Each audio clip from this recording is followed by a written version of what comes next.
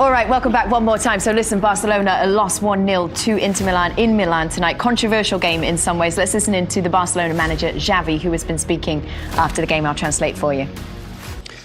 Bueno, difícil de resumir el partido. Yo creo que la segunda parte hemos estado mejor, hemos jugado mejor, hemos ido con más ímpetu y con más personalidad al ataque. Lo hemos intentado.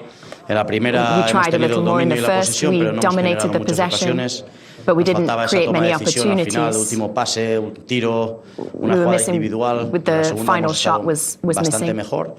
Inter ha conseguido un gol desde fuera del área. Inter managed to get the goal from outside the area.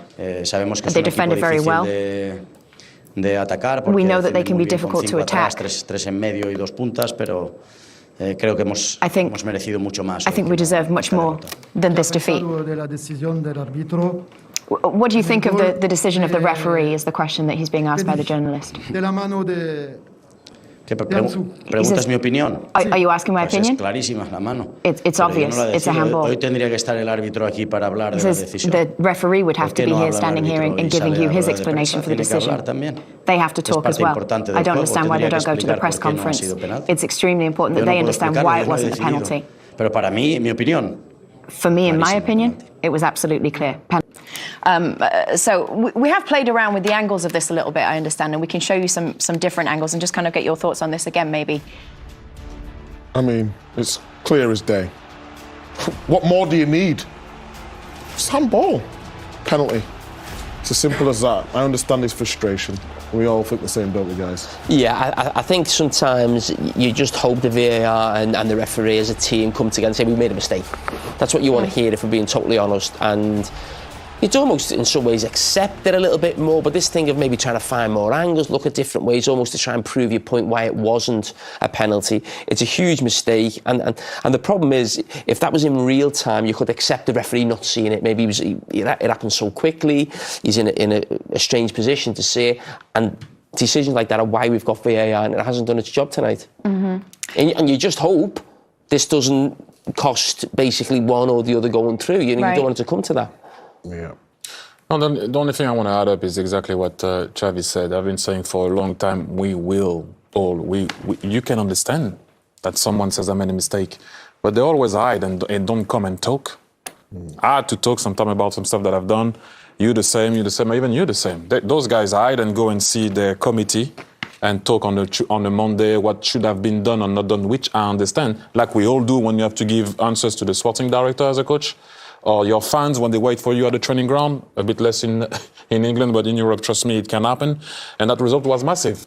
Mm-hmm. All I'm saying is, can they come and talk? Are they part of the game or are they not part of the game? Can they explain? And we can all understand, a human mistake. Absolutely. But they don't come and talk, so I cannot understand what they're doing. But first of all, let me welcome in, where am I? Here I am, our viewers who have just joined us from the Golazo show. I hope you enjoyed yourself with Nico and Freddie. Welcome along to our show. This is Kate, Thierry, Jamie and Micah, and now we're about to introduce Christina, and we all want to have a nice little argument with Christina. Uncle, where are you? There you are. Hello. Okay, so we're ready. Who wants to pose a question to Christina? Well, Christina, what is going on, please? You've heard all our conversation here. We need answers from everything in that game. The referees were an absolute shambles. This is a wild game. Where do you want to start? We want to start with the Pedri goal, Christina, is what we want to look at first. So let's throw up the images here. Is it Christina's going to take us through it? Go ahead. All right, perfect. So yeah, this is the one that we talked briefly about halftime.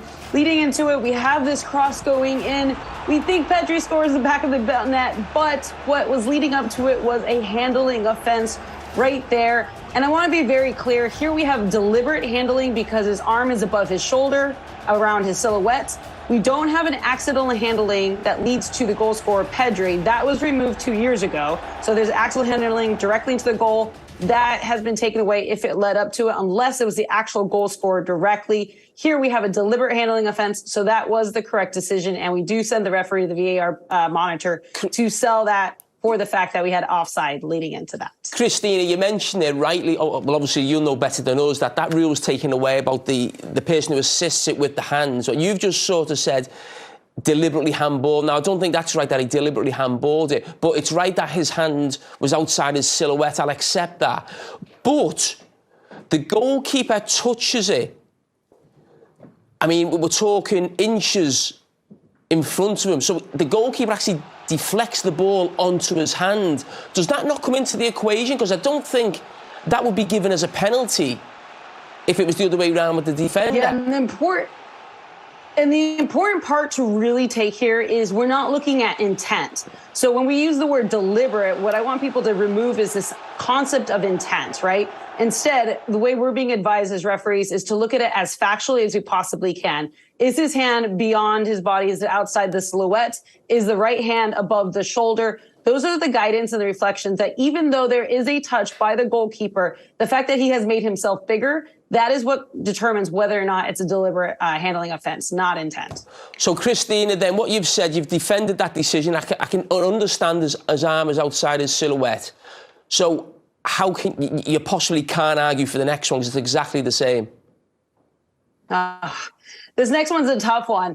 It's not tough, Christina. Christina, it's not tough. Wrong. It's worse. It's worse than the first decision because the first decision takes a deflection from the goalkeeper. That hand is outside his silhouette. Wow. Takes the ball away from Ansu Fati, everything. Come on. That decision, Christina, that decision was the reason why we brought VAR in. I mean, it's a shocking decision that they can't give a penalty. With VAR, what we need to be able to show is a definitive and clear angle that it, in fact, hit his right hand. Everything about this smells like a penalty. I've seen 3 or 4 different angles, right? The only thing we need to take away, did it hit his head? I don't think the answer is it hit his head. I do agree with you all. I do believe this is a handling offense and it should have been a penalty. Here, this is the best clip that we have. Clip from behind the goal isn't well. There's one that's above high. That one should have been a recommendation down for penalty in this situation here. 100% agree and 100%, which I was a bit surprised because of the VAR is an experienced and well-established VAR for that not to be recommended down. He may have felt like he did not have a definitive clip to show that that was in fact handling, but Christina, I mean, that was the most definitive clip you could get. You just mentioned you're not sure if it might have touched the head. Are you talking about the Barcelona player or the Inter Milan player? I'm saying that final clip was the definitive angle that we needed for the VAR to recommend that down. I'm explaining that the VAR upstairs may have felt like he did not have a definitive clip, but with the whole football world and seeing that clip, that would have easily have sold it for a penalty. So basically, with that clip, because everyone's been moaning about the time of VAR, they have not got the definitive clip that shows him handle the ball in the area and decided to go with that excuse is an absolute shambles. I never say anything. Can I say one thing? I never say anything usually. I let it go all the time. Can you guys are allowed to say that you were wrong? I'm not talking to you. Is it okay in the course sometimes? Did they teach you that you say I was wrong? But she did say that. No, but she's trying to explain. There's nothing to explain. He was wrong. Bye. See, bye-bye. See you later. He was wrong. It happens. It happened to me. It happened to a lot of people. He was wrong. Chris, that's correct. The guy in the truck didn't call the referee. What was he on? I don't know what experience did he have. You don't need to be experienced. My son could have been it's an handball. Could have seen it. My son saw it at home. He texted to me. He said it's an handball. You have 20 billion cameras and you can't see it. Please. Christina. It happened. It was wrong. Bye. Christina, you know whoever was in the VAR tonight, because I'm sure Xavi, the Barcelona manager, and the players are going to speak about this in the mix zone. Would there be, repercussions for VAR? Would they maybe not be put on the Champions League match day 4? Did they get assessed the way maybe referees get assessed as well? Yes, we're all part of the referee team. So is this decision incorrect? In my opinion, yes. The answer is this is an incorrect decision. It should have been a recommendation for a penalty situation. So can we acknowledge that it's a mistake? Yes, we can acknowledge that it's a mistake. That being said, for the fact that the referee VAR had not sent it down was that fact that he thought there wasn't a definitive angle, which I think we will all agree to disagree with him on that. That being said, All of these situations are reviewed. Anytime you're on the referee team, you're always being assessed by an assessor, broken down. Why is it that he did not send that down? I gave you probably his explanation as to why he would not have sent that down. That does affect future assignments. And to put this into perspective, these are individuals who are being prepared and getting ready for the World Cup. So this is not something that will be taken and simply said, we're not going to move forward with this. There will be further training. And honestly, you end up sitting out quite a number of games for these types of errors. I think he's going to stay home. He's not going to the World Cup. He's going to have a month off now, isn't he? Well, this VAR is not. What I'm saying is those that are leading into it. A lot of the officials that are working in Champions League right now are getting these final games in before this World Cup. So this VAR is not going to. So at least, Terry, you don't have to worry about that. But just kind of putting that into perspective. These are our final tune-outs before these games. These games are serious and the assignments are serious. Look, I'm looking at the name to make sure that I hope we won't have him. Because if he does it like he does tonight, we're in trouble in the World Cup. This guy, I don't know what he was on. I have the name. I won't say the name, just in case someone's gonna write him a letter or whatever. But the names are there, so I'm putting the names on the side. It's on your list, is it, Thierry? It is right there. I'm just looking because they call it VAR. They have a name, and I won't name the name. What if he gets assigned a Belgium game? Well, I'll leave. Christina, we appreciate your time. Thank you for taking it all. Thanks, Christina. Thank you.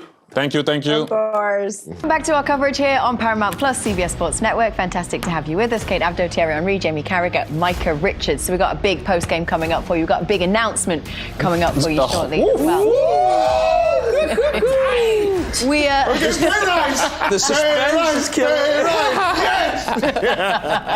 Yes. The suit is tight. I've been in a gym. Is that what it is? Well, listen, we've already argued plenty about Inter Barcelona. What we haven't seen is the goal that won it. So let's take a look at the goal there was a game. that won it for Inter Milan. Çalhanoğlu. Ooh. Correct? Oh, very good. Perfect. Hey. It was a wonderful finish. I know we talked about all the decision for the referees, but after Inter Milan's form, it's not been great. To get this goal against Barca in such an important game as well. He had a really good game, influenced it, worked really hard for the team. The technique to get over it. Keeper had no chance. I mean, that game was completely the opposite of your analysis, wasn't it, before the game? No. It's true. I said you need to tighten up. You know what I mean? They tightened up today. Like my suit. Coach Mike. He said Inter Milan couldn't defend and Barcelona could have a chance of winning the Champions League. No. Oh. Well, they could do. It's early days. All right, we're going to go out to the San Siro because Guillem is there for us. Guillem, I imagine it's been lively in the tunnel, has it, after that game? Yes, he has been, and let me tell you, I heard the debate you were having about the penalty not given to Barcelona. The Barcelona players have been told that the ball hits Ansu Fati's hand. That's what VAR has seen. Oh my God! Or thinks he has seen. What? I'm leaving it. Don't start with this, Guillem, that's what please. Barcelona players have been told. They thought it was the hand of Ansu Fati. It hits the hand of Ansu Fati. That's what the players of Barcelona have been told. Guillem, are you aware that the VAR and the VAR assistant are both from Holland? Ooh, Jamie. Yes.